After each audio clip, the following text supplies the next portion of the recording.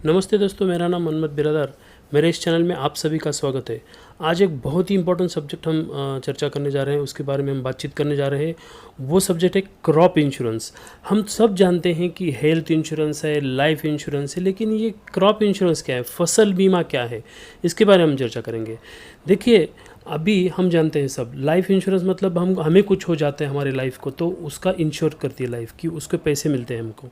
और उसके बाद अगर हेल्थ इंश्योरेंस, हम सबको पता है कि अगर हमारे हेल्थ को कुछ हो जाता है, हम बीमार हो जाते हैं, हमको अगर दवाखाने में जाना पड़ता है तो हमें उसके पैसे। ठीक उसी तरह हमारी फसल को, किसान की फसल को कुछ हो जाता है तो उसके पैसे मिलते हैं किसान को, उसको बोलते हैं फसल बीमा। हर साल किसान को बहुत भारी नैसर्गिक आपदाओं का सामना करना पड़ता है, उसका परिणाम भुगतना पड़ता है, फसल का भारी नुकसान होता है। इसीलिए फसल बीमा योजना सरकार ने लाई है, उसके बारे में हम चर्चा करेंगे। तो दोस्तों, फसल बीमा योजना, इसके बारे में अभी चर्चा करेंगे। तो ये पीएम फसल बीमा योजना, प्रधानमंत्री फसल बीमा योजना, तो अभी देखिए इसमें ये पूरे 27 स्टेट्स में एंड यूनियन टेरिटरीज में इसका मतलब इम्प्लीमेंटेशन किया जाता है कंपलसरीली। दूसरा है कि कंपलसरी इसमें कवरेज लोनी फार्मर्स मतलब जो लोग इसमें किसान मतलब कर्जा लेते हैं बैंक से, उसका मतलब कंपलसरी उसमें शामिल किया जाता है उन लोगों को। और किसान कर्जा नहीं लेते उनको वॉलंटरी, मतलब उनके मतलब मर्जी पे है, अगर चाहे तो आ सकते हैं, नहीं चाहे तो नहीं, ऐसे। और तीसरा ऐसे है कि लो फार्मर प्रीमियम। अभी देखिए इसमें अच्छी बात ये है कि फार्मर को आज बहुत कम प्रीमियम देना पड़ता है। प्रीमियम खरीफ जो फसलें होती हैं उसे 2%, रबी फसलों के लिए 1.5%, कमर्शियल एंड हॉर्टिकल्चर क्रॉप्स के भी लिए भी सिर्फ 5% का मतलब एश्योर्ड सम इंश्योर्ड के देना पड़ता है उन लोगों को। तो बहुत कम इसमें प्रीमियम देना पड़ता है। और वो बैलेंस जो प्रीमियम है वो इक्वली शेयर होता है स्टेट गवर्नमेंट और सेंट्रल गवर्नमेंट के बीच में। तो ये ऐसी योजना है। अभी हम देखेंगे ओवरव्यू इसके बारे में कि ये जो स्कीम है कैसे इम्प्लीमेंटेशन हो जाता है। शुरू में ये स्टेट मतलब ये टेंडर निकाले जाते हैं, उसका बिडिंग प्रोसेस होता है। जो कंपनीज रहती हैं अलग अलग, जो इंश्योरेंस कंपनीज, वो टेंडर भरती है। जो हर क्रॉप के लिए जो ज़्यादा रेट देते हैं उनका सिलेक्शन हो जाता है, उनके हिसाब से उनका रीच कैसे, कौन से ज़िले में, कौन से ज़िले में कौन से ऑपरेशनल वो कंपनीज़ है, उसके हिसाब से ये टेंडर प्रोसेस हो जाती है। उसके बाद में एनरोलमेंट ऑफ फार्मर्स हो जाता है उसमें। उसके बाद में loss assessment and yield estimation of state. जो कंपनीज़ है सभी, जो आईसी मतलब इंश्योरेंस कंपनी, तो वो पूरा यील्ड एस्टिमेशन करती है, कितना मतलब उसमें प्रोबेबली यील्ड आ सकती है। उसके बाद में जो है क्लेम कंपटीशन, मतलब अगर नुकसान हुआ है तो उसका कितना हुआ है, इसके बारे में पूरा एटो बेसिस पे कंपटीशन उसमें मतलब उसका हो जाता है। उसके बाद में टाइमली क्लेम जो है, टाइम पे पैसे देना, ये इंश्योरेंस कंपनीज के लिए बहुत आवश्यक है। इसके बाद में अभी स्टेक होल्डर्स इसमें कौन से हैं। देखिए ये पीएम फसल बीमा जो योजना है, इसमें सेंट्रल गवर्नमेंट है, स्टेट गवर्नमेंट है, 27 state governments and union territories है, इंश्योरेंस कंपनीज है 18। अभी ये 18 जो कंपनीज है, इंश्योरेंस कंपनीज एम्पेनल्ड है पूरा गवर्नमेंट ऑफ इंडिया के लेवल पे। बैंक है इसमें बहुत सारी, प्राइमरी एग्रीकल्चर कोऑपरेटिव सोसाइटीज़ है इसमें। कॉमन सर्विस सेंटर जो 2.5 लाख है वो पूरा एरिया में डिस्ट्रिक्ट लेवल पे है, ग्राम स्तर पर है, विलेज लेवल पे, वो भी इसमें है पूरा। अभी स्टेट लेवल की जो रोल्स एंड रिस्पॉन्सिबिलिटीज़ है अलग अलग, विलेज मास्टर, टेंडर नोटिफिकेशन, ये सब अलग अलग उसमें रिस्पॉन्सिबिलिटीज़ गवर्नमेंट ने मतलब अलॉट किया है। उसके बाद में जो डिस्ट्रिक्ट लेवल पे जो रूल्स एंड रिस्पॉन्सिबिलिटीज़ है वो भी मतलब इधर गवर्नमेंट ने उनको तय करके दिया है। अभी ये अचीवमेंट्स वो क्या है हम देखेंगे। देखिए इसमें इंश्योर्ड एरिया बहुत अच्छा है, बहुत सारा है। अभी तक जो पहले 22% एरिया था, अभी 30% हो गया। वॉलंटरी कवरेज अभी 5% 36% हो गया वॉलंटरी कवरेज। सम इंश्योर्ड भी बढ़ गया है उसमें। क्रॉप कॉम्बिनेशंस जो है अलग अलग कॉम्बिनेशन में उसे ले सकते हैं आप।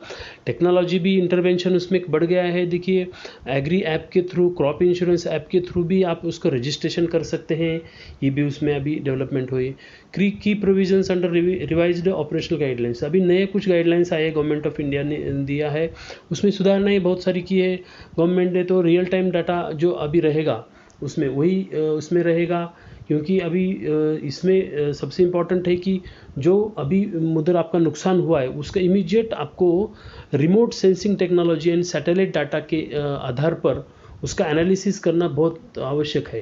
क्योंकि बहुत बार ऐसे वजह क्रॉप कटिंग का जो रिपोर्ट होता है वो एक्चुअल में मतलब रियल टाइम में नहीं जाता, इसीलिए उसमें गैप रहता है। तो गवर्नमेंट ने ये ऐसे किया है कि इसमें टेक्नोलॉजी का उपयोग करके, जैसे कि फार्मर ऐप के थ्रू या फार्मर डेटाबेस नेशनल लेवल पे, ये सब चीज़ों का गवर्नमेंट कोऑर्डिनेशन लेवल पे कोऑर्डिनेशन करके गाइडलाइंस में की है। Coverage on enrolment of farmers, ये अभी एनरोलमेंट कैसे करना, district wise crop wise calendar उन्होंने बनाया है।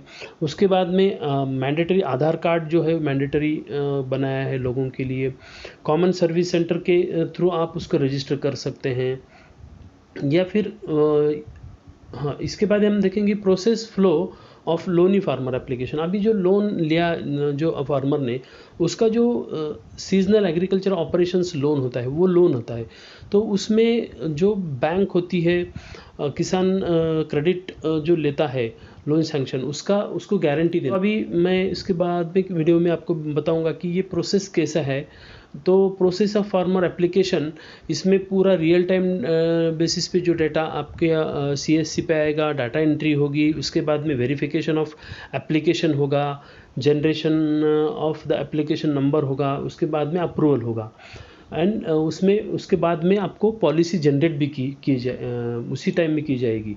तो ये एप्लीकेशन आप खुद भी कर सकते हैं फार्मर लेवल पे, या आप जो किसान CSC सेंटर है वहाँ जाके भी कर सकते हैं, या बैंक में जाके भी कर सकते हैं। ऐसे अलग अलग उसमें प्रोसेस है।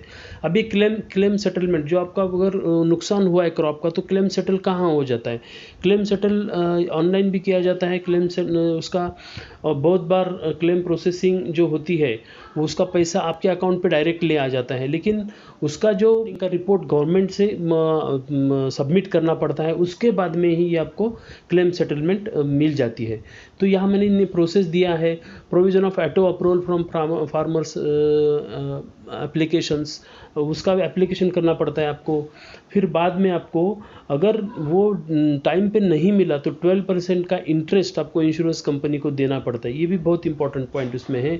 बहुत सारी इसमें ये है penalty for banks for wrong entry of farmer. अगर कुछ गलत हुआ तो उसको पेनल्टी आपको फार्मर को भी देना पड़ेगी। मॉनिटरिंग स्कीम ग्रीवेंस रीएड्रेसल, मतलब आपको कुछ कंप्लेन हो, तकरार है, तो भी आप उसमें कर सकते हैं जिला लेवल पे, तालुका लेवल पे।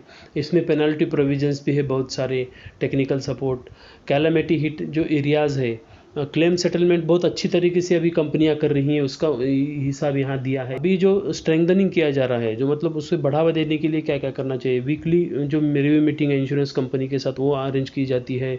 उसके साथ रिव्यू मीटिंग स्टेट गवर्नमेंट के साथ आ जाती है।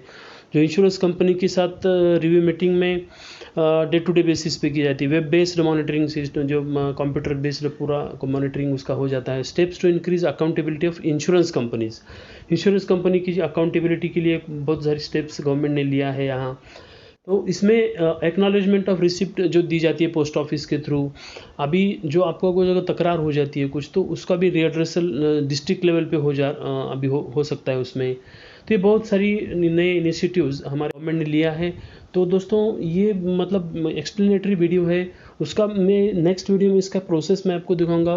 फार्मर भी डायरेक्टली भी उसमें कर सकता है, और दूसरा एक ऐप भी है इसका, तो उसके ऐप के थ्रू भी आप कैसे कर सकते हैं उसको भी हम चर्चा करेंगे।